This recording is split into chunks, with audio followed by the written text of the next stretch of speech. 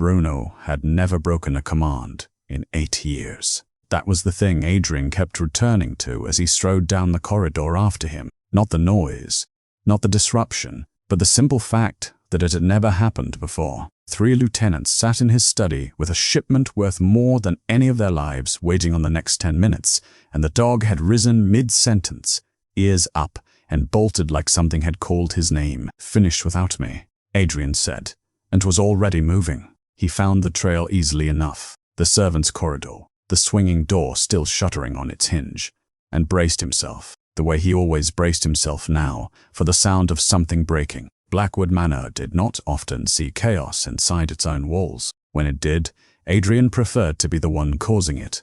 Instead, he found Bruno sitting, perfectly still, haunches settled on the marble, tail sweeping once, twice against the floor, not attacking, not guarding. Watching a woman at the counter with an intensity Adrian had only ever seen him direct at threats. Clara Hart stood frozen, a knife forgotten in one hand, flour dusted pale across her forearm. She wasn't looking at the dog like a woman confronted by a 110-pound animal that could take her down in a single motion. She was looking at him like she recognized him. "Bruno," she said, quiet, almost a question. The dog's ears lifted. He rose at once, crossed the last few feet, and pressed his head against her knee. Adrian stopped in the doorway. No one had introduced them. Clara had been in this house 19 days. Bruno did not obey strangers. He barely tolerated Adrian's own mother.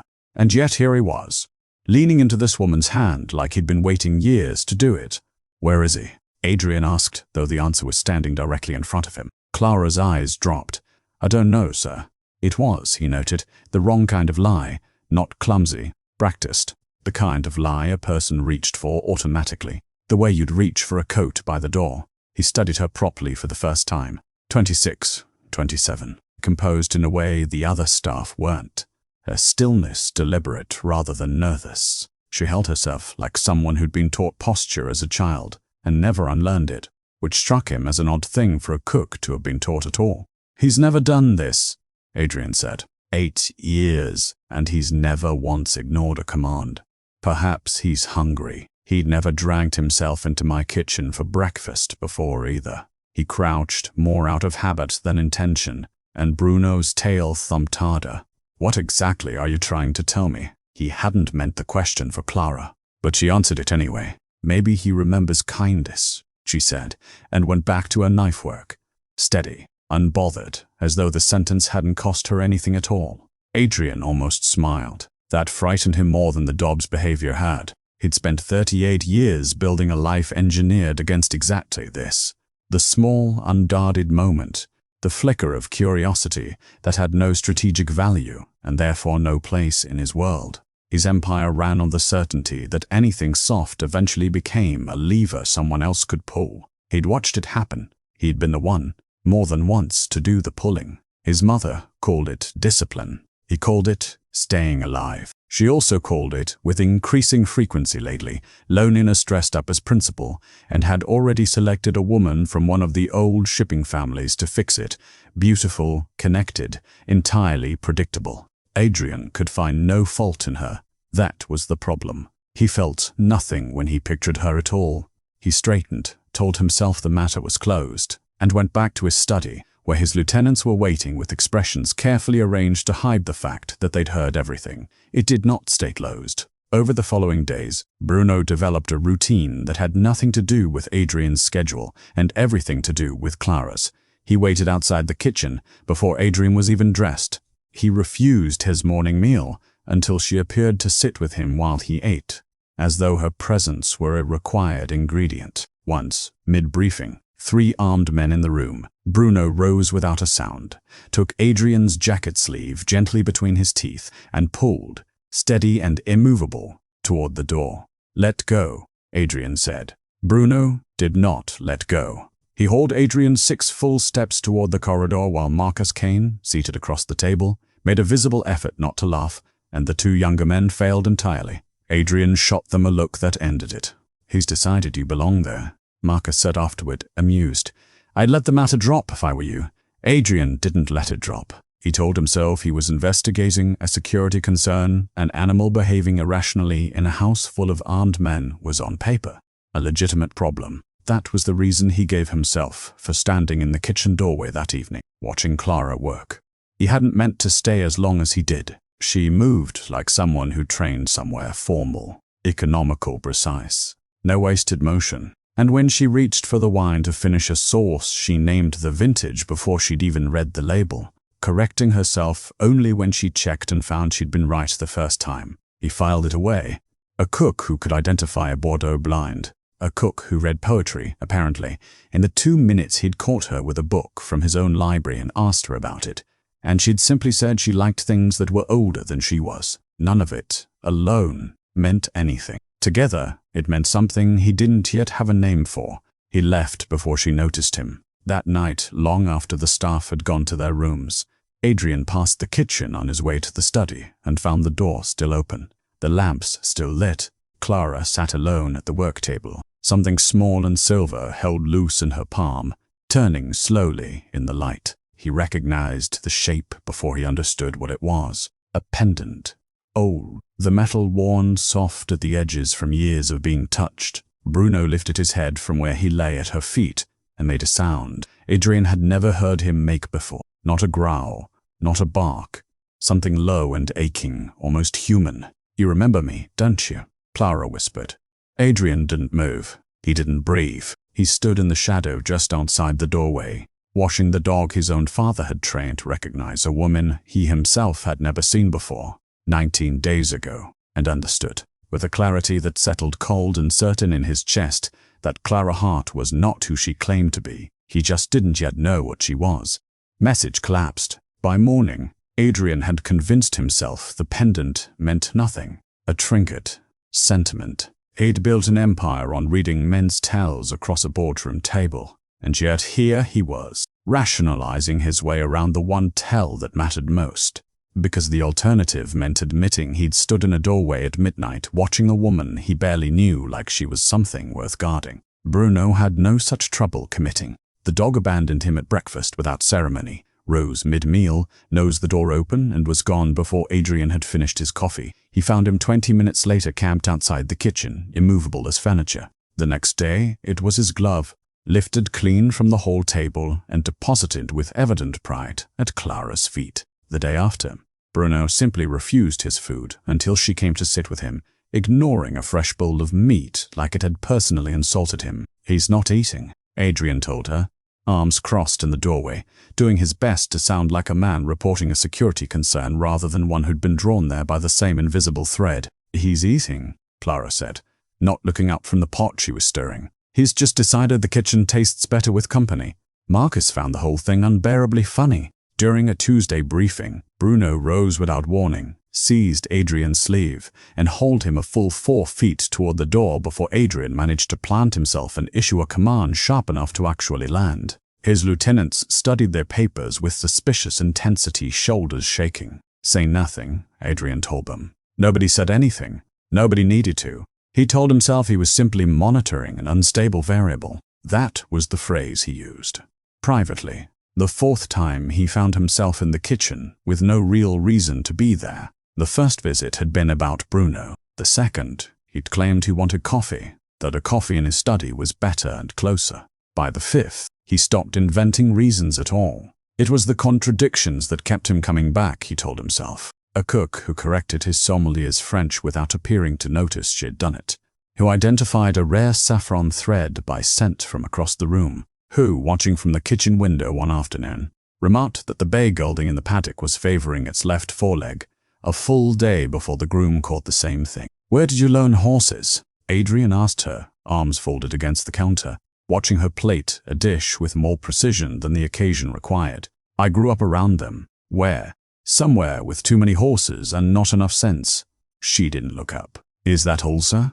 It wasn't all. It was rarely all. But every question he asked returned some version of the same smooth, practiced deflection. An answer shaped exactly like a real one, hollow at the center. He kept asking anyway. Their conversations lengthened, without either of them quite agreeing to it. He learned she read Balzac in the original French for pleasure, that she could set a table for a formal dinner of 12 without once consulting a diagram. That she moved through a room full of armed men with none of the flinching deference his other staff couldn't help but show him. She wasn't fearless of him, exactly. She simply didn't perform fear the way everyone else did. And Adrian, who had spent his adult life fluent in the small, careful ways people avoided him, found he didn't know what to do with a woman who just looked at him. One evening, she made him a dish he hadn't eaten since he was 9 years old. His grandmother's recipe down to the particular char on the onions. A detail he'd never mentioned to anyone at Blackwood Manor because there had never been anyone worth mentioning it to. He set his fork down. "How did you know how to make this?" "I didn't." Clara wiped her hands on her apron, unhurried. "I guessed. You look like someone who missed home." Adrian said nothing for a long moment. Nobody had spoken to him like that in years. Not with concern dressed as observation, not without an angle attached. His mother worried about legacy. His men worried about loyalty. Clara had apparently just worried about him, as though that were a normal thing to do for a man who terrified most rooms he entered. "You shouldn't say things like that to me," he said finally, though he meant something closer to, "Don't stop."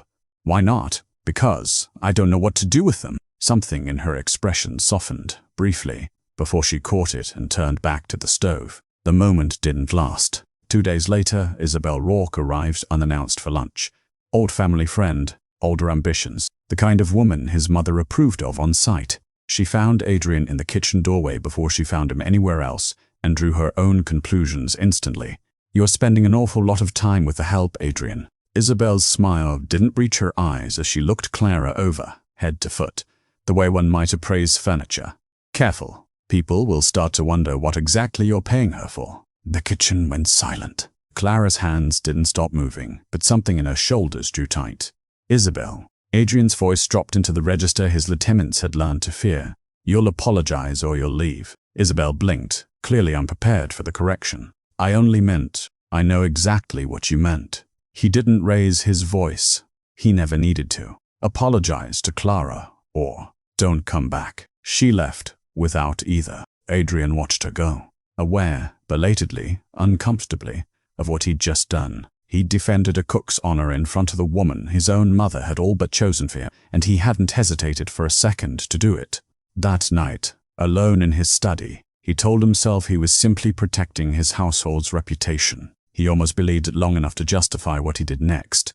Pulled Clara's employment file, the one his housekeeper had vetted and approved without a second look, and went through it line by line. The references checked out. Genuine names, genuine numbers, genuine praise. Everything before those references, though, schooling, family, a single address prior to her arrival, was blank in a way that felt deliberate rather than incomplete, as if someone had built her a life exactly 3 years deep, and nothing. He was still staring at the file when, 2 floors above him, Clara returned to her room and found the drawer of her nightstand slightly open. Her pendant sat undisturbed where she'd left it. The photograph she kept beneath it did not. Clara didn't mention the missing photograph. She searched her room twice, quietly, methodically, and told no one. Not the housekeeper, not Adrian, certainly not the man who had almost certainly been the one to take it. She told herself it might have simply been misplaced. She didn't believe it. She found Bruno instead, 3 nights later, curled by the cold hearth in the small sitting room off the kitchen, where the staff sometimes gathered after hours. Everyone else had gone to bed. She knelt beside him, without thinking, the way she'd done 100 times as a child, and ran her fingers along the underside of his collar until she found what she was looking for, a raised line of scar tissue, old and smooth, hidden beneath the leather. "You got this one protecting me," she murmured. "Do you remember that?" "I don't think anyone else does." Bruno's tail thumped once against the floor. "Neither do I, most days. I try not to." She didn't hear the footsteps in the hall until it was too late to matter. Adrian stood in the doorway, and from the stillness of his face, she understood he'd heard enough, not everything, but enough that pretending would only insult them both. She didn't rise. She didn't reach for a lie this time. "You knew him," Adrian said.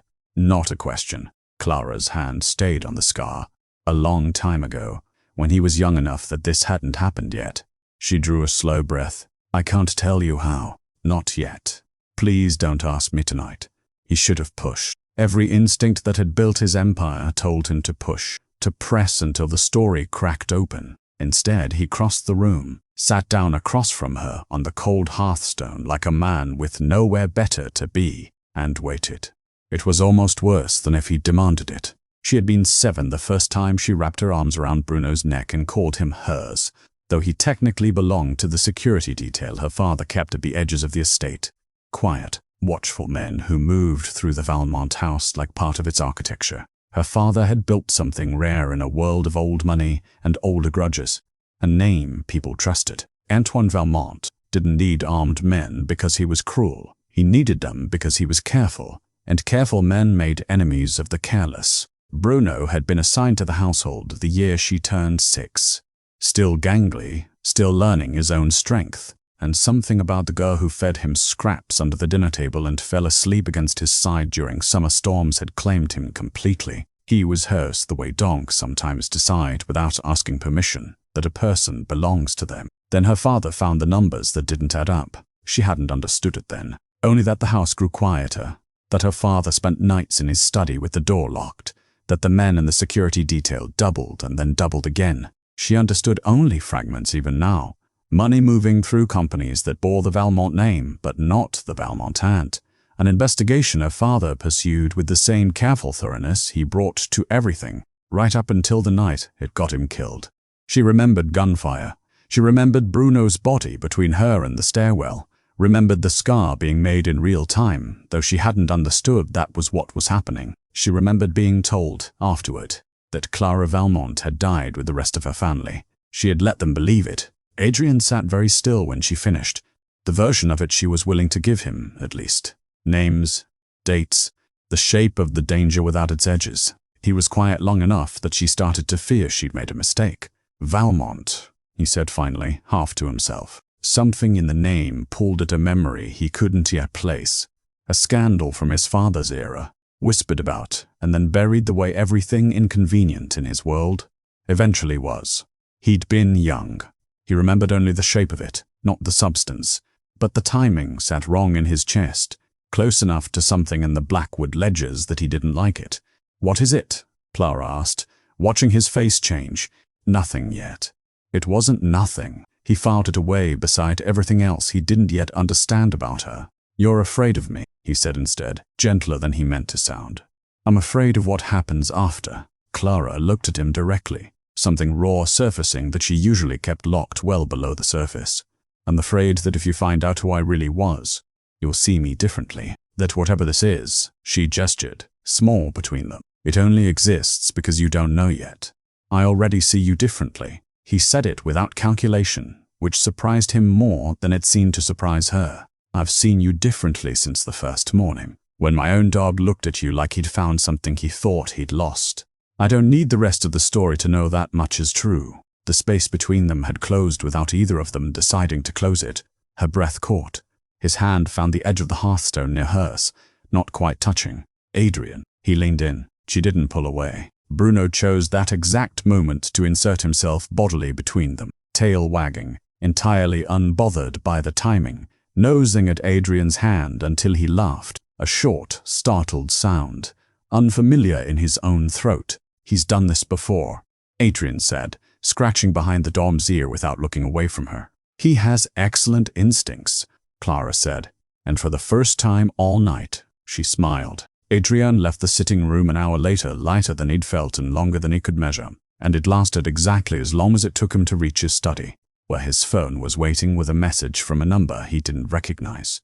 "Ask your cook why everyone believes Clara Valmont is dead." He read it twice, then a third time, as if the words might rearrange themselves into something less certain. He looked back down the darkened hallway toward the kitchen where the woman he'd nearly kissed an hour ago was still sitting with his dog, still carrying a name she'd buried years ago, a name someone else, apparently, hadn't forgotten either. Whatever Clara was hiding, he understood now, wasn't the only danger in this house. Someone outside it already knew.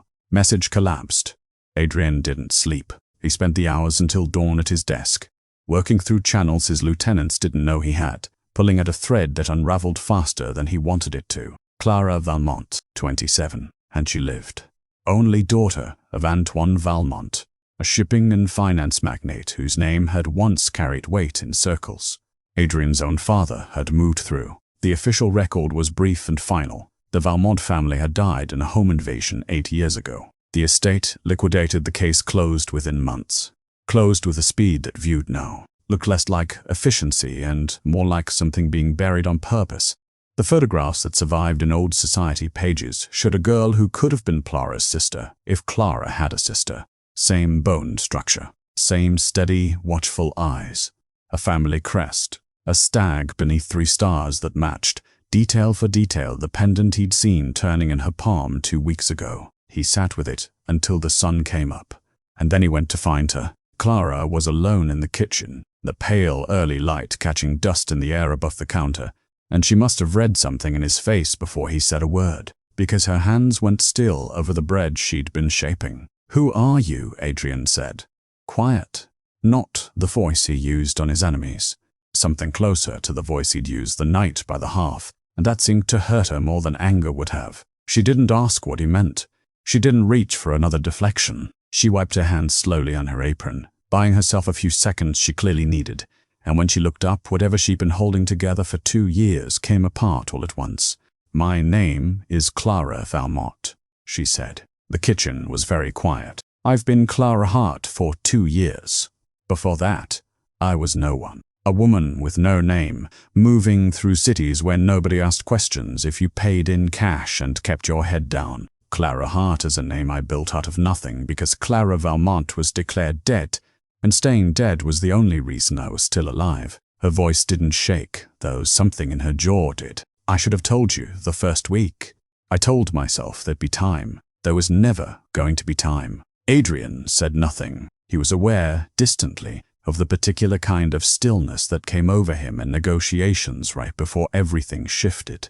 The moment when a room he thought he understood revealed itself to be something else entirely. "Why here?" he said finally. "Of every house in this city, why mine? Because no one would think to look for me in a mafia boss's kitchen." She said it plainly, without flattery, without apology. "I studied every powerful family within 500 miles before I picked this one. Yours was the one place I was certain the men hunting me would never search, because they'd assume I'd be smart enough to stay away from you." It should have reassured him. Instead, it settled cold in his chest because it meant she had walked into his house, into his life, into his dog's memory, knowing absolutely nothing true about the man whose protection she was borrowing, and trusting him anyway. Sight unseen because the alternative had been dying under her real name. "You trusted a stranger with your life," he said.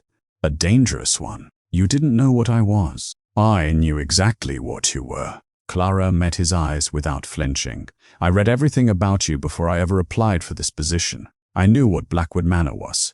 I came anyway, because dangerous and predictable felt safer than kind and careless." Something in that landed harder than he expected. "There's more," she said, before he could respond. "My father didn't just find irregularities in his own accounts. He found a network. Legitimate businesses moving money that wasn't legitimate at all, layered through companies that looked clean from the outside. He was close to naming the people behind it when he was killed." She hesitated, and Adrian felt the floor shift beneath the conversation before she even said it. "One of the names in his files was connected to the Blackwood organization. I don't know if it was your father or someone working for him, or someone working against him. I only know the timeline lines up, and that scares me more than anything else in this house." Adrian went very still. He thought of Marcus Kane, who had run half the organization's finances since before Adrian inherited it. He thought of ledgers he'd never questioned because questioning them had never seemed necessary. He thought of his own father, dead 6 years now, whose reputation Adrian had spent his life either living up to or quietly correcting for. And he felt something in his chest turn to ice. "This is personal," he said, mostly to himself. "I should leave," Clara said. "Tonight, before whoever sent that message decides you're worth pressuring instead of just me." "No, Adrian. No, Adrian. No." He crossed the kitchen and stood close enough that she had to tilt her head to hold his gaze. "You walked into my house because you thought it was the last place anyone would look for you. Fine, it still is. You're not leaving it because a coward sent an anonymous message." His voice softened just slightly. "And not because I don't trust you, because I do. God help me, I do." Something in her expression cracked open. Relief and fear tangled together, impossible to separate. Neither of them said anything else. There wasn't anything left that language could carry. They were still standing there, close enough that the distance between suspicion and something else entirely had nearly closed, when the first explosion tore through the east wing. The floor shuddered. Glass shattered somewhere above them. Adrian had Clara behind him, before conscious thought caught up with instinct, his hand already reaching for the weapon he kept beneath the counter for exactly this kind of night. And through the ringing in his ears he heard boots on marble doors, splintering men's voices raised and coordinated in a way that meant training, not panic. "Find Clara Valmont," one of them shouted, close enough now that the words carried clearly down the corridor. "She's here. Find her." Clara went white. Adrian looked at her and understood, in the space of a single heartbeat, that whatever careful, contained danger they'd been discussing minutes ago had just become something with guns in his own hallway. They'd found her. The alarm system cut in a second too late, its wail rising over the sound of boots on marble and voices calling Clara's real name through his own hallways. Adrian didn't wait for it to finish. He pulled Clara down behind the island counter, weapon already in hand, and for the first time in years he felt the particular clarity that came with a threat he could actually shoot at. "Stay down," he said. "I'm not hiding in a corner while you, Clara. I know this house better than your security team does." She said it fast, low, already moving in a crouch toward the service door at the back of the kitchen. "There's a corridor behind the pantry that runs to the east stair without crossing the main hall. If they're covering the front, that's how we get you reinforcements without walking into them." Adrian didn't argue. There wasn't time to, and some part of it, the part that had spent 2 weeks cataloging every contradiction in her, wasn't surprised she knew the blueprint of a house she'd lived in for less than a month. The first man came through the swinging door 30 seconds later, weapon raised, and never got the chance to aim it. Bruno hit him at full speed, jaws closing on his forearm with a sound that turned Adrian's stomach, even after everything he'd seen in this life, and the man went down screaming under 110 pounds of trained muscle. Adrian put a round in the second man before he'd fully cleared the doorway. A third retreated shouting into the corridor, and then it was just the three of them again, Adrian, Clara, and a dog with blood on his teeth, standing in a kitchen that had, 20 minutes ago, smelled like bread. They knew exactly where to look, Adrian said, breathing hard, scanning the doorway. The kitchen, not the east wing, not the study. They came straight here. Clara's face had gone very still. Someone told them, someone inside. He said it and felt the weight of it land because there were only a handful of people who'd known where Clara spent her evening, and fewer still who had access to the kind of information that could rout armed men through his own perimeter, without tripping an alarm until it was already too late. Marcus Kane had run security logistics for this house longer than Adrian had owned it. Marcus knew every routine in the manor better than Adrian did himself. He didn't want to believe it. He filed it away anyway, cold and precise, the way he filed everything he couldn't afford to feel yet. "There's something you need to know," Clara said, and her hand went to her collar, drawing the pendant free. She turned it over, pressed at the back with a fingernail, and it opened along a seam so fine Adrian hadn't noticed it existed.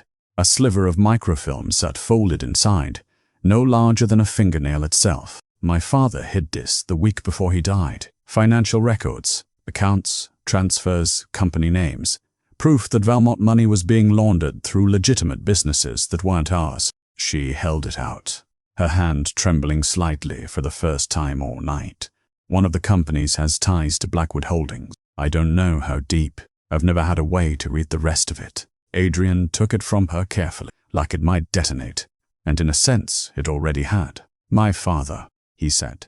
"Not quite a question. I don't know. I swear to you, I don't know if it was him or someone using his name or something that happened after he died. I only know it's real, and it's why they still want me dead." Adrian stared at the sliver of film in his palm and felt something in his understanding of his own life begin to shift permanently out of place. His father, dead 6 years, whose name Adrian had spent his career either honoring or quietly repairing. If the Valmont conspiracy ran through Blackwood accounts, it had happened on his father's watch, using resources his father controlled, and Adrian had inherited an empire without ever asking what exactly it had cost to build. "Whatever my family did," he said low, "I won't let them bury you for it. Not again." Clara looked at him like the words had cost him something she understood better than most people could. pride, certainty, the entire architecture of who he'd believed himself and his blood to be. And she reached up before either of them decided to let her. The kiss was nothing like the almost kiss by the hearth. There was no room in it for hesitation, not with gunmen somewhere in the house and blood still on the floor behind them. Adrian's hand found the back of her neck, and for one suspended moment, the kitchen was quiet enough that neither of them heard anything but each other. Then, the window above the sink shattered inward, and a fresh round of gunfire tore through the cabinetry 6 feet from where they stood. Adrian had Clara on the floor before the second shot landed, Bruno already snarling toward the new breach, and whatever tenderness had existed 30 seconds ago folded itself back down into something harder and more useful. He fired twice through the broken frame, heard a body hit the gravel outside, and the exchange went quiet as abruptly as it had started, the attackers pulling back, regrouping, buying time rather than pressing an advantage they no longer had. His phone rang in the sudden silence.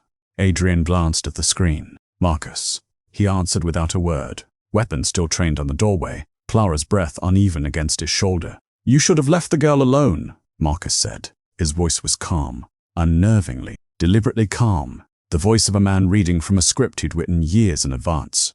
"I told myself you'd have the sense to stay out of this once you understood what she was. I was wrong about you, Adrian. That's disappointing." Marcus. The line went dead. Adrian stood in the wreckage of his own kitchen, glass underfoot, smoke still drifting from the east wing, and understood with sudden, total clarity that this had never been a threat aimed only at Clara. Marcus Kane wasn't warning him. He was declaring war. Message collapsed. The manor went dark for exactly 90 seconds. Adrian would learn later that it had been engineered precisely. A failure in the backup generator's relay timed to a system Marcus himself had installed 2 years earlier, back when Adrian had trusted him enough to hand over the keys to his own security without a second thought. 90 seconds was all it took. When the lights came back, Adrian was already running, and the kitchen was empty. Clara's pendant chain lay broken on the tile. The clasp, "Fire!" and beside it a smear of blood that wasn't large enough to be fatal and was still more than Adrian could look at without his hands going cold. Bruno found the chain before Adrian did. He went still over it for one terrible second, and then he was moving, nose to the floor out through the shattered service door, into the dark grounds beyond the house with a purpose that had nothing left in it of games or matchmaking. Adrian had seen the dump track before. He had never seen him move like this, like something in him had narrowed down to a single unbearable point. "With me," Adrian said to the 4 men who'd assembled in the wreckage of the kitchen, and didn't wait to see if they followed. They followed. Bruno led them through the tree line at a dead run across 2 miles of dark country, Adrian only vaguely recognized as belonging on paper, to a Blackwood holding company he hadn't personally visited in a decade, an old estate acquired in some forgotten deal and left to rot once it stopped being useful. It was useful again now. Adrian could see lights in the windows from half a mile out. "If they've hurt her," Adrian said, to no one, to all of them, his voice coming out lower and rougher than he'd ever let it in front of his men. "I will burn everything Marcus Kane has ever touched, every account, every property, every man who ever took his money. There won't be enough left of his name for anyone to remember it wrong." None of his lieutenants said a word. They didn't need to. They'd followed Adrian Blackwood into a dozen dangerous rooms over the years, and never once heard him sound like this, stripped down to something that wasn't calculation at all. Inside, Clara sat bound to a chair in what had once been a dining room, chandelier dark above her, Marcus pacing in front of her with the unhurried patience of a man who believed he still had time. "Where is it?" he said again, gently, as though he hadn't already asked a dozen times. "The film. Your father was careful, but not careful enough to hide it somewhere you couldn't reach. Tell me, and this ends without anyone else getting hurt. You'd have to actually intend that for it to matter," Clara said. Her voice shook, but not as badly as her hands would have suggested. "I'm not telling you anything." Marcus's patience didn't so much as flicker. "You're your father's daughter. He was stubborn too right up until it stopped serving him."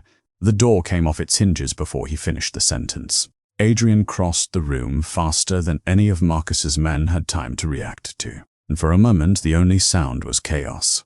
Shouting, a chair overturned. Bruno's snarl as he took down the last guard by the window with the same brutal efficiency he'd shown in the kitchen. Adrian reached Clara and cut her restraints with a knife he barely remembered drawing, and she was on her feet, a half-second later, unbowed, already scanning the room the way she'd scanned the manor's corridors, cataloguing exits, cataloguing threats, refusing to simply be rescued when she could be useful. Marcus stood alone at the head of the room, hands raised, and smiling in a way that made Adrian's skin crawl. "You were supposed to be smarter than your father," Marcus said. "He believed everyone around him too. I manipulated him for 15 years, Adrian. Moved Valmont money through your own companies without him ever noticing the ledgers didn't add up, because I built the ledgers myself. I engineered every piece of bad blood between Blackwood and Valmont so neither family would ever compare notes and realize the truth was the same man both times." He spread his hands, almost proud of it. "I was going to inherit everything eventually. I've been patient." "Paya!" "You had my father killed," Clara said, voice steady now, cold in a way that made Marcus's smile falter for the first time. "I had your father silenced. There's a difference, if you're generous about it." He didn't sound like he believed that either. Adrian's men moved in around him. Marcus didn't resist, didn't reach for a weapon he clearly didn't have on him. He simply let them take his arms calm to the last. Like a man who'd already accepted this outcome was possible and had planned for it regardless. "One more thing," Marcus said as they pulled him toward the door, "since I doubt I'll get another chance to enjoy your face while I say it." He looked at Adrian, and something almost like pity crossed his expression. "Your father knew. Near the end, he found out Antoine Valmont was innocent. That the whole conspiracy had been mine from the start. He didn't tell you because he was trying to protect what was left of the family name before he died. But he left proof, somewhere inside Blackwood Manor. He never had the chance to use it." Adrian went very still. "Where?" Marcus's smile returned, thin and final. "That's the part I don't have to tell you." They dragged him out into the dark. Adrian stood in the ruined dining room, with Clara's hand finding his Bruno pressed against both their legs, and understood that whatever answer would finally end this, whatever proof his own father had left behind, had been waiting inside his own house the entire time. He'd simply never known to look for it. This response didn't load. Bruno had never broken a command in 8 years. That was the thing Adrian kept returning to as he strode down the corridor after him. Not the noise, not the disruption, but the simple fact that it had never happened before. 3 lieutenants sat in his study with a shipment worth more than any of pasted message collapsed. This response didn't load. Bruno had never broken a command in 8 years. That was the thing Adrian kept returning to as he strode down the corridor after him. Not the noise, not the disruption, but the simple fact that it had never happened before. 3 lieutenants sat in his study with a shipment worth more than any of pasted message collapsed. This response didn't load. Bruno had never broken a command in 8 years. That was the thing Adrian kept returning to as he strode down the corridor after him. Not the noise, not the disruption, but the simple fact that it had never happened before. 3 lieutenants sat in his study with a shipment worth more than any of pasted message collapsed. Chapter 7. The kitchen, where destiny waited. The drive back to Blackwood Manor passed in silence. Clara's hand resting in Adrian's, Bruno pacing the length of the car like the night wasn't finished with them yet. It wasn't. Adrian could feel it in the dog's restlessness, and the way Bruno's ears kept lifting toward the estate long before the gates came into view.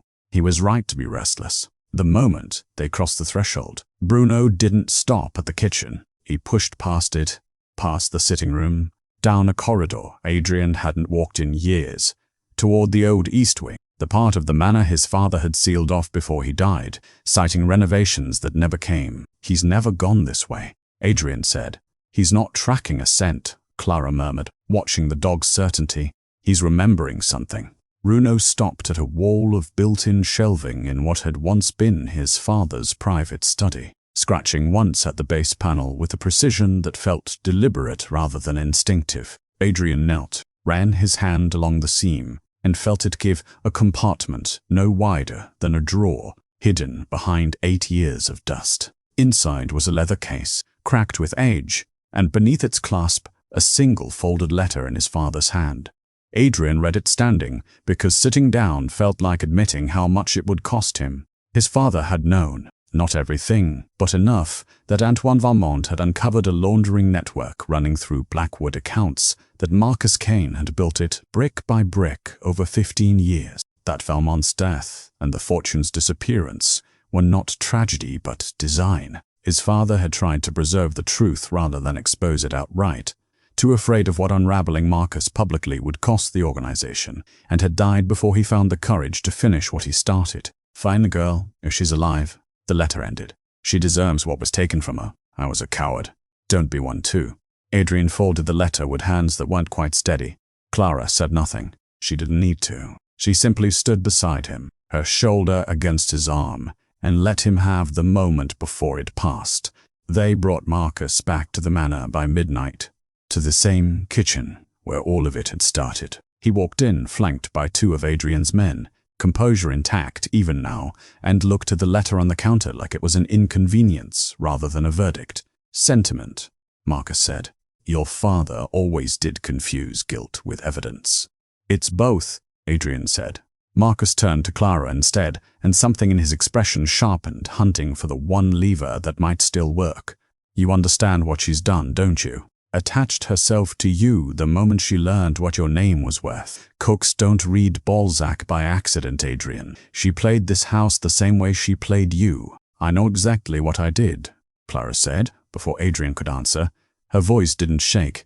I came here to survive. I stayed because he gave me a reason to stop just surviving. You don't get to turn that into something ugly because it's inconvenient for you. She set the pendant on the counter beside the letter, opened the hidden seam, and drew out the sliver of microfilm her father had died protecting. This names every account, every shell company, every transfer you built to bury the Valmont fortune inside Blackwood Holdings.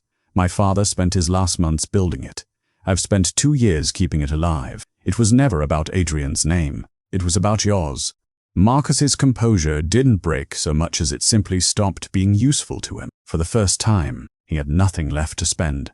Adrian's men took him out without another word from anyone. The war was over before anyone had to finish it. Later, alone with Clara in the kitchen, the same one, flour still faintly ghosted into the grain of the counter. Adrian watched her for a long moment. You don't have to be Clara Hart anymore, he said. You're Clara Valmont. There's a fortune waiting for you. A name people will have to say out loud again. I know. It doesn't change anything for me. He said it plainly. The way he'd said everything true to her from the beginning. I didn't fall in love with an heiress. I fell in love with a woman who corrected my sommelier without looking up, who fed my dog until he forgot he belonged to me, who looked at everything I am and decided to stay anyway. Whatever name you carry, that's who I want. Clara's eyes went bright. I was terrified of you, you know. That first morning, I told myself I could work in a mafia boss's house and keep my head down. And then you walked into that kitchen and I understood I hadn't accounted for you at all. I was terrified of you too. She laughed, soft and disbelieving. Why? Because Bruno recognized you before I did. He reached for her, unhurried now. Nothing left chasing them. He knew exactly what you were going to mean to this house. I spent 2 weeks catching up. She kissed him first this time, and there was no gunfire to interrupt it. No 90 seconds of darkness waiting to tear them apart. Just the kitchen, quiet, and lit gold by the early morning coming through the windows. Bruno wandered in halfway through, unbothered by the moment he was interrupting, looked once at Adrian, once at Clara, and inserted himself firmly between their legs the way he always did, tail already moving. Adrian laughed against Clara's hair. You started this. Bruno's tail wagged harder, entirely without shame. Adrian pulled back just far enough to look at her properly. Marry me, he said. Not a negotiation, not an arrangement his mother would approve of. Just a man, asking, not for the name, not for anything it fixes, because I don't want to build one more year of this life without you in the kitchen. Yes, Clara said, before he'd even finished. Months later, the manor had changed in ways no one could quite name. Softer light, a garden someone had finally bothered to plant, laughter in rooms that used to only hold silence. The kitchen remained Clara's, unchanged and entirely hers, and some evenings Adrian sat at the island just to watch her work. No reason needed anymore. Bruno lay between them, exactly where he always insisted on being. And Adrian understood, finally, that he'd spent his whole life believing destiny belonged to powerful men who built it themselves. It hadn't.